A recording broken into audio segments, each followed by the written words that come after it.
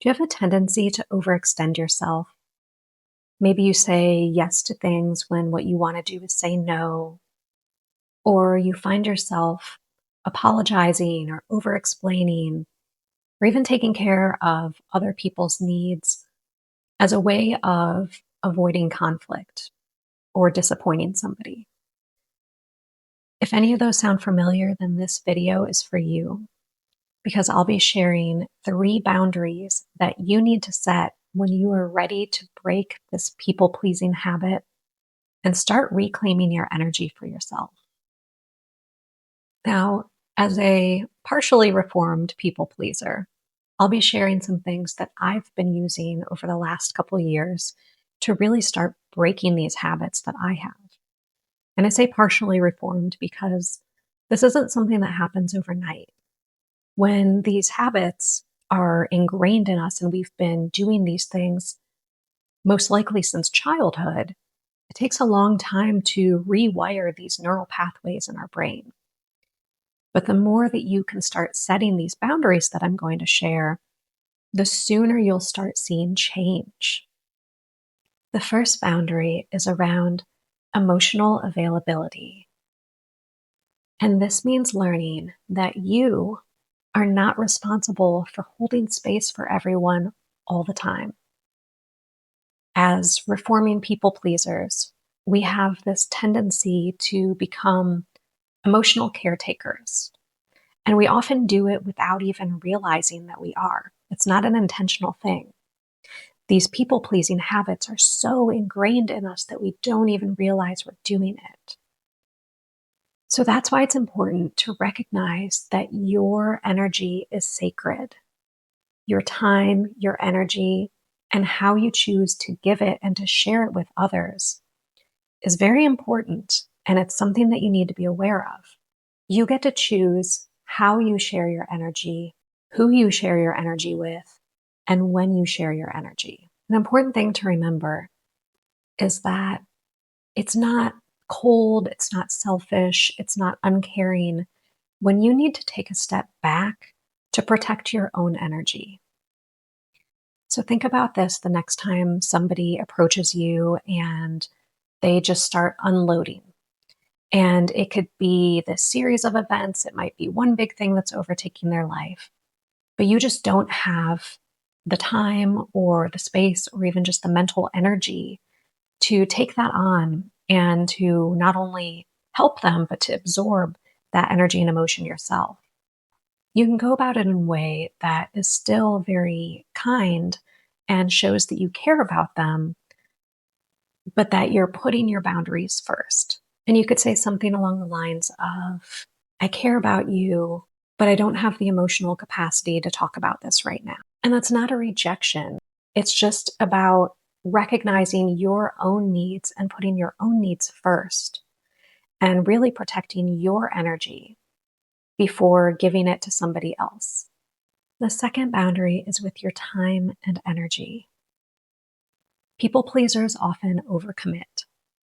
We constantly worry about disappointing other people or letting them down. So we will take things on and we'll pile things onto our plate just because we don't want to disappoint somebody else.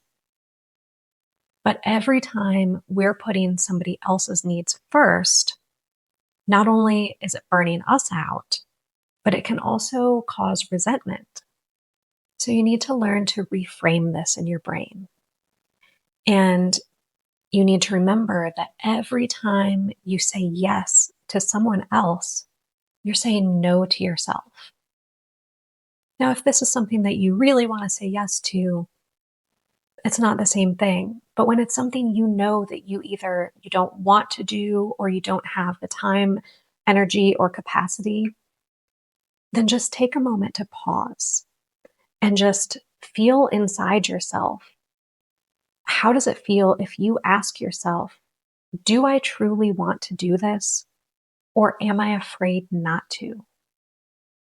And then if you choose to, you can dig a little bit deeper as to what it is you're actually afraid of saying no to, or why you're scared of saying no. But it's about recognizing your own needs and making sure that you're taking those into account before saying yes. The third boundary is about how you communicate your needs. Many people pleasers struggle with setting boundaries because we're so worried about how we'll come across to the person we're setting a boundary with. You might worry that you're coming across as harsh or uncaring. You might be concerned that they'll label you as difficult or too much. But when you express your own needs calmly and clearly, that's just you giving clarity to them about what you also need. It doesn't have to be difficult or confrontational. So the next time somebody approaches you asking you to do something that you know immediately it's going to overextend you, try saying something like, "That doesn't work for me right now, but here's what does." And then it's up to you to come up with what it is that you have the capacity and the willingness to do. Notice the difference. You're not defensive. You're just staying grounded in your own truth and you're protecting your own energy. Boundaries don't push people away. They teach people what your needs are and how to honor your needs. And setting boundaries after a lifetime of people pleasing, it's not an easy thing to do. It takes courage. It takes patience. You're going to fall back into people pleasing habits and have to pull yourself back out and set up your boundaries again. But the more that you do it and the more comfortable you get and more confident you get setting boundaries, the more you're going to feel this internal shift. You're going to have more peace. Your energy is going to come back to you. Your nervous system will calm down. And it's actually going to make your relationships stronger. They'll be stronger. They'll be more authentic. There'll be more respect because you're each going to know a little bit more about how the other person expresses their needs. And by setting boundaries, you'll learn how to not overstep. And if this video resonated with you, just know you're not alone with your people-pleasing habits. I am still actively working to break free of mine. So anytime you need some emotional support in sticking to yours, feel free to reach out. Drop a comment below.